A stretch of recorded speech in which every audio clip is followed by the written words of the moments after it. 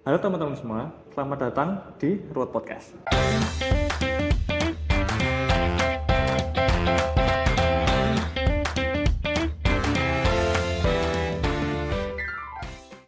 Nah, pada kesempatan kali ini kita akan membahas nih topik yang berbau tentang IT banget, yaitu implementasi pada sistem manajemen informasi. Nah, oke. Sebelumnya, perkenalan dulu, saya adalah Furkon George. Dan saya Yoel juga sebagai narator. Dan saya Joya Nathanael di sini sebagai narasumber. Nah, oke. Tanpa perlu berlama-lama lagi, mari kita langsung terjun ke dalam topiknya. Ya, Mas Juya. Mas Juya. Wow. Kan di suatu organisasi atau perusahaan nih, sekarang kan lagi banyak banget yang make tentang sistem informasi pada suatu perusahaannya atau suatu organisasinya. Nah, itu gimana sih caranya mengimplementasikan sistem informasi tersebut di organisasi atau perusahaannya itu? Oke, yang seperti kita ketahui kan ya banyak sekali kan perusahaan besar ya. Sebenarnya penggunaan manajemen sistem informasi ini tidak hanya digunakan bagi perusahaan besar ataupun perusahaan kecil saja, tetapi sudah banyak sekarang individu-individu yang menggunakan manajemen sistem informasi untuk langkah mereka ataupun bagaimana cara mereka untuk menjual produk mereka agar laku di dunia pemasaran itu.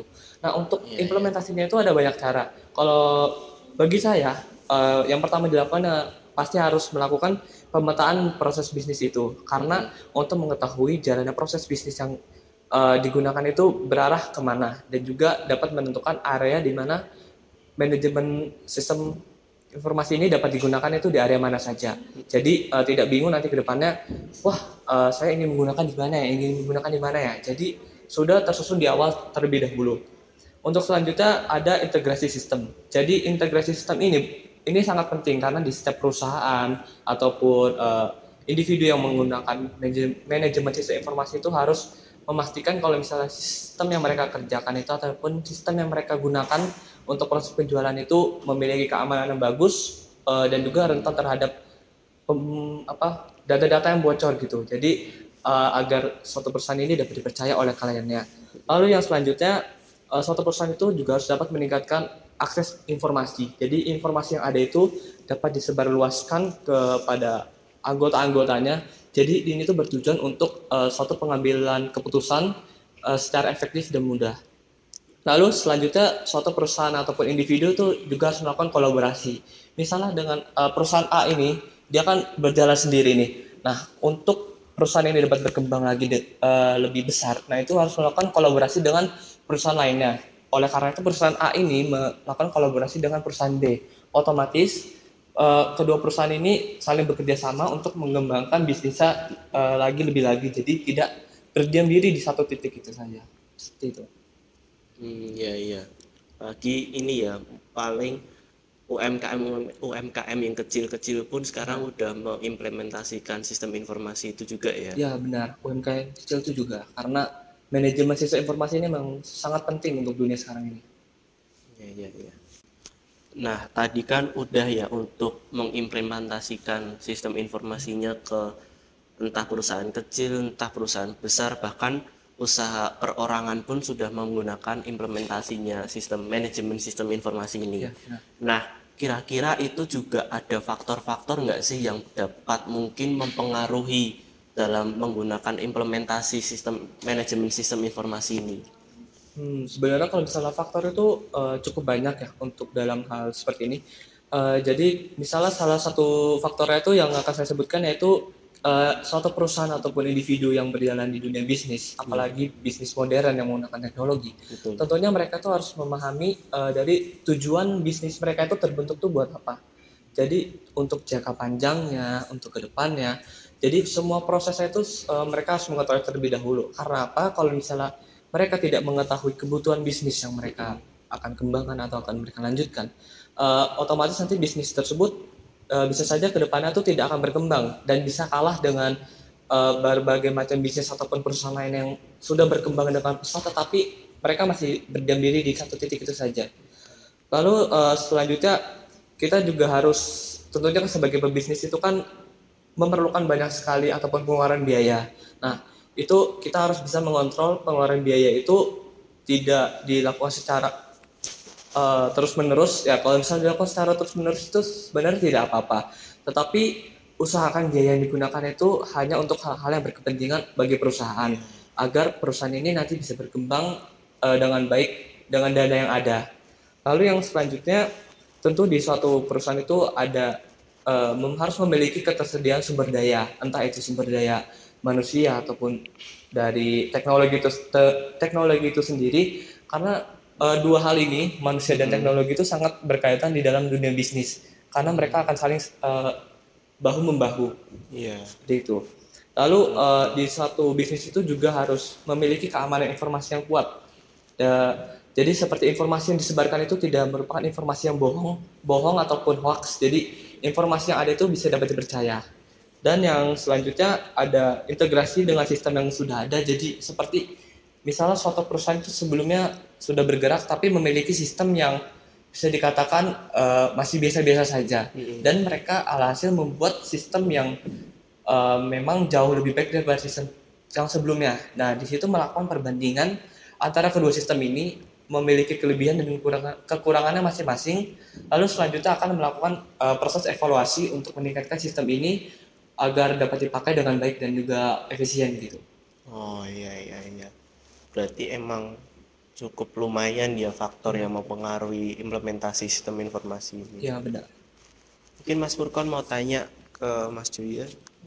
Ya, saya juga ada pertanyaan sih ya.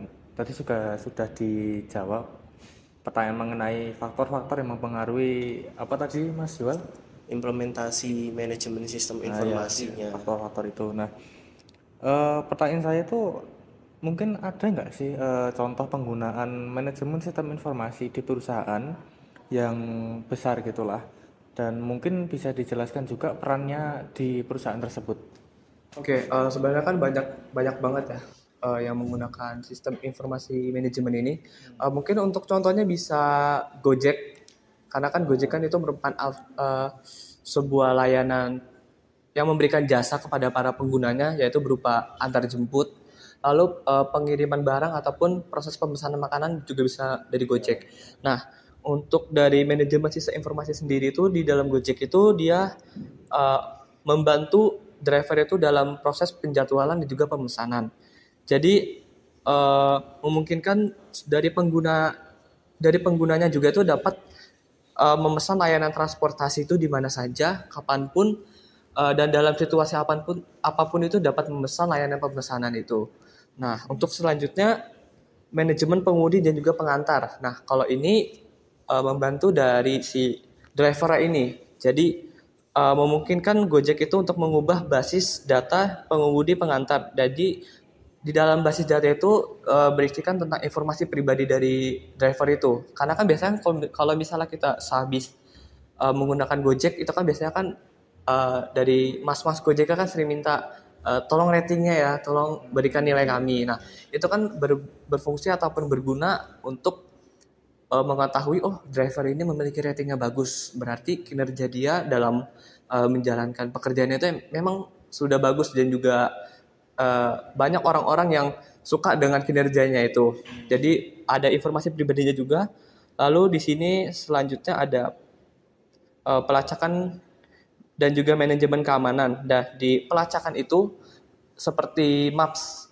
Jadi bila suatu saat misalnya kita sedang menggunakan Gojek nih, tapi kita sedang terburu-buru, misalnya waduh Pak, saya mau ke kampus nih, bisa dipercepat perjalanannya enggak? Nah, dari pengalaman saya waktu itu saya menggunakan Gojek itu kalau nggak salah tuh rata-rata kecepatan mereka tuh hanya 60 km per jam. Nah, untuk mengantisipasi hal itu kemudian Gojek itu memiliki maps yang dapat digunakan untuk mencari rute jalan yang efisien untuk menghindari terjadinya macet ataupun hal-hal yang tidak diinginkan. Jadi ada rute tercepat untuk sampai ke tujuan, dan juga memiliki keamanan data yang kuat, karena kan apalagi kan data pribadi dari para drivernya itu kan juga kan harus selalu dijaga dan juga data pribadi dari kita. Kalau kita membuat akun kan pasti disuruh memasukkan email, password dan juga sebagainya. Nomor Nah, telepon itu. ya nomor telepon juga. Termasuk juga untuk mungkin plat nomor dari kendaraannya. Ya, itu benar. Nah, kalau itu kan merupakan hal-hal yang sensitif dan juga harus dijaga. Ya, Nah, privasi. ya privasi. Nah, Gojek itu memiliki keamanan datanya itu yang memang sudah bagus dan juga efisien. Lalu selanjutnya ada manajemen pembayaran dan juga penagihan. Nah, kalau misal pembayaran ini, misalnya seperti ada dua metode kalau Gojek, yaitu secara cash tunai ataupun menggunakan e-money. Kalau di Gojek itu biasanya GoPay. Nah, di situ jadi ada dua fitur yang membantu si driver dan juga kitanya tuh tidak kesulitan dalam proses pembayaran gitu. Jadi ada dua metode yang dapat digunakan. Ya. Jawaban yang sangat membantu ya untuk membantu menjawab contoh dari penggunaan manajemen sistem informasi dan peran-perannya juga ya. Ternyata memang manajemen sistem informasi itu perannya sangat-sangat besar ya di perusahaan, apalagi perusahaan yang seperti Gojek itu yang bisa diakses untuk semua orang dan masyarakat ya.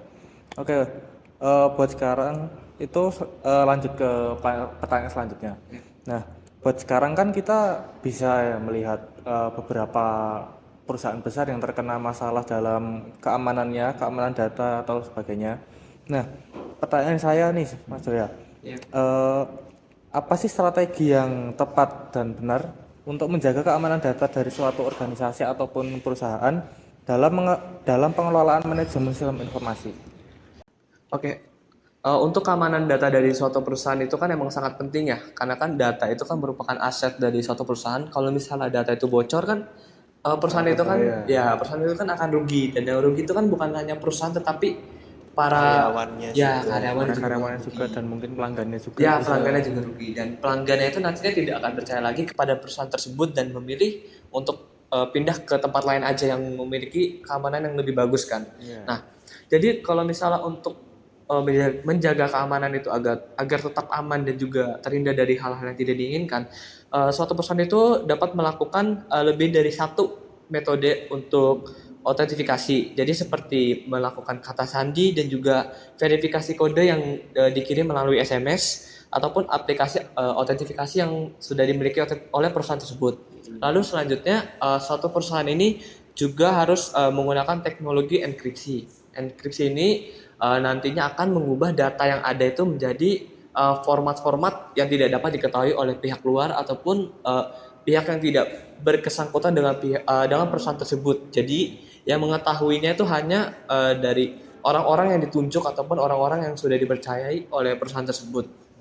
Lalu selanjutnya suatu perusahaan itu juga tentunya harus melakukan pengelolaan akses untuk penggunanya. Jadi tidak sembarang pengguna itu dapat masuk ataupun mengakses sistem informasi yang dimiliki, karena kan kalau misalnya sembarang pengguna masuk itu kan jadi bisa saja data yang ada tuh diambil oleh mereka. Contohnya seperti kebocoran data pada bank syariah yang diambil oleh hacker dari Rusia yang menyebarkan, jadi datanya tuh disebarkan di dark web dan mereka meminta tebusan kepada pihak dari bank syariah itu agar data para pelanggannya itu balik.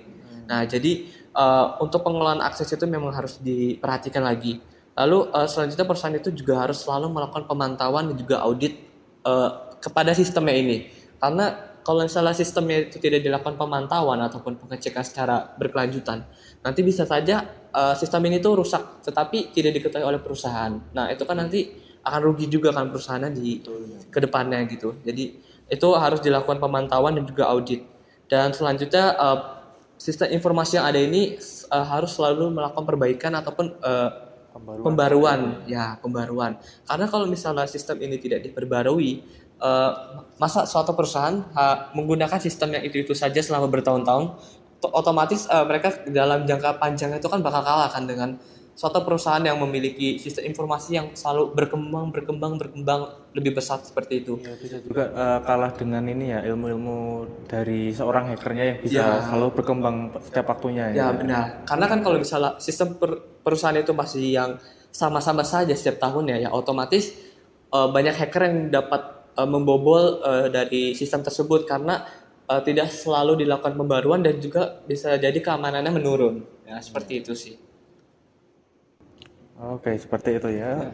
sangat banyak juga ya strategi untuk menjaga keamanan data dari suatu perusahaan itu ya, demi menjaga privasi dari pelanggan juga, demi menjaga privasi dari perusahaan tersebut juga. Oke teman-teman. Oh, bentar. Masih ada satu pertanyaan tambahan ini dari mungkin teman-teman, kayak mewakili teman-teman lah dari luar yang bertanya-tanya. Ini kan pasti suatu perusahaan itu memproduksi produk ya. Nah, dan produk itu pasti akan dipasarkan atau diiklankan.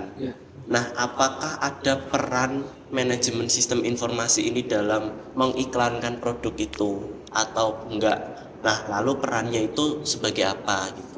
Oke, dalam setiap perusahaan itu kan ya memang benar menyediakan berbagai macam barang dan juga jasa, dan mereka itu kan tidak hanya mendiamkan produknya mereka itu, tapi mereka juga melakukan pemasaran. Nah, untuk pemasarannya itu manajemen sistem informasi itu sangat membantu, karena untuk pemasarannya biasanya kan kalau orang-orang kan apalagi sebelum teknologi ini berkembang pesat melakukan pemasaran secara langsung seperti penyebaran brosur. Nah, kalau misalnya sebenarnya penyebaran brosur itu memang efektif, tetapi memerlukan biaya tambahan ya, dan juga banyak orang yang biasanya setelah menerima brosur itu tidak mereka lihat dan mereka buang begitu saja kan. Masukan banget sih. Waduh. Nah, untuk mengantisipasi hal itu, manajemen sistem informasi itu membantu dalam proses pengiklanan. Nah, pengiklanan ini dilakukan bisa di berbagai macam media sosial.